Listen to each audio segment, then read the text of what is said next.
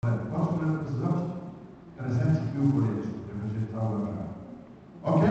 Vamos começar esse ano? Vamos passar. Vamos começar esse ano. Aí os irmãos falaram: nós vamos de porta em porta. Vamos organizar um plano de São Caleri e nós vamos sair de porta em porta entregando folheto para cada pessoa. 100.000 este ano, 100.000 ano que vem, 100.000 outro ano. Ok, pastor? Eu falei: amém, igreja, vai sair. E o senhor compra os folhetos e nos dá. Entrei de galhado no navio. É uma música, entrei de galhado no navio.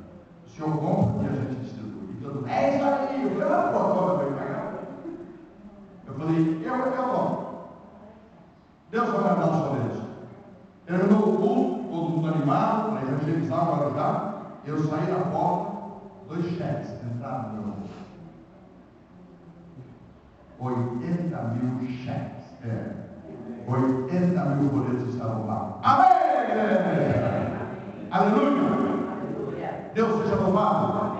O problema da evangelização não é falta de dinheiro. Porque quando você, que me ouve, se convencer, você mete a mão no bolso.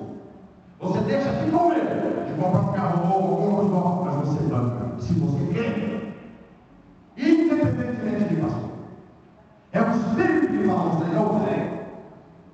É o Espírito que você precisa ouvir o Espírito. Mais Espírito que vê novelas, mais Espírito que vê filmes, mais Espírito que vê esporte. É o Espírito que você precisa ouvir.